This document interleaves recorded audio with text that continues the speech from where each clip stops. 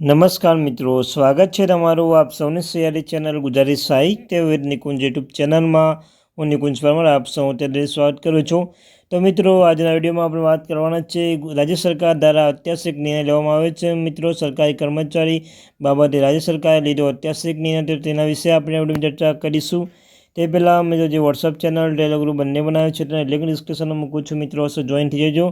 તમને આ ચેનલ પર સરકારી કર્મચારી, નિવૃત્ત કર્મચારી, પેન્શન ધારકો બાબતે, પગાર બાબતે, ડીએ, ડીઆર, અન્યથા એચઆરએ અને કોઈ પણ જે ઉપયોગી બને એ તમામ માહિતી ચેનલ પ્રોવાઈડ કરવામાં આવશે. ચેનલ સબસ્ક્રાઈબ કરી બેલ આઇકન બટન દબાવી બંને વોટ્સઅપ ટેલિગ્રુપ બંને જગ્યાએ મિત્રો જોઈન થઈ જજો. તો ચાલો મિત્રો, વધારે સમય ન બગાડતા આ વિડીયોની શરૂઆત કરીશું. તો મિત્રો, જોકે હજુ સુધી આ અંગે કોઈ સત્તાવાર જાહેરાત કરવામાં આવી નથી, તેમ સીએમ સ્તર આ પ્રસ્તાવ પર સઘન ચર્ચા ચાલી રહી છે અને ટૂંક સમયમાં જ મોટો નિર્ણય લેવામાં આવી શકે છે.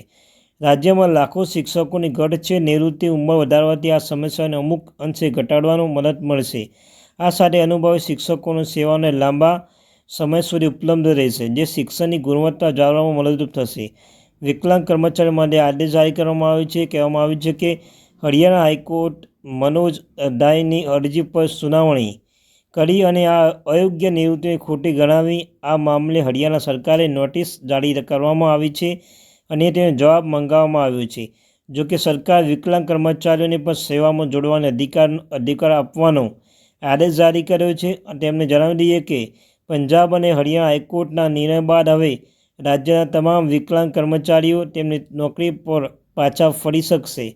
આ સાથે તેમને નિવૃત્તિ બાદ તમામ લાભો પણ આપવામાં આવશે. શિક્ષકોની અછત દૂર કરવાનો પ્રયાસ કરશે કે યોગ દિવસ નિમિત્તે મુખ્યમંત્રી મોટી સંખ્યામાં શિક્ષકો વચ્ચે આ પ્રસ્તાવ વિશે માહિતી આપી હતી. તેમણે કહ્યું કે સરકાર કોલેજના શિક્ષકોને નિવૃત્તિ વધારીને 65 વર્ષ કરવા પર વિચાર કરી રહી છે. આ નિવેદન આ પ્રસ્તાવને લઈને સરકારે ગંભીરતા દર્શાવે છે. મુખ્યમંત્રીએ એવી પણ જાહેરાત કરી છે કે રાજ્ય સરકાર દર મહિને સરકારી નોકરીમાં ભરતી કરશે. તેનો ઉદ્દેશ્ય એ છે કે કોઈ પણ વિભાગમાં કોઈ જગ્યા ખાલી ન હોવી જોઈએ. આ પગલાંથી યુવાનો માટે બેરોજગારીની તકો વધશે. સરકાર વિભાગની કાર્યક્ષમતા પણ સુધરશે.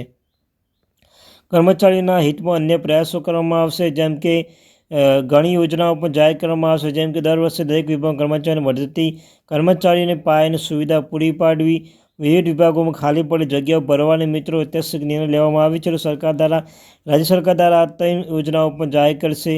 તો મિત્રો, આ હતી update. Thank you very much.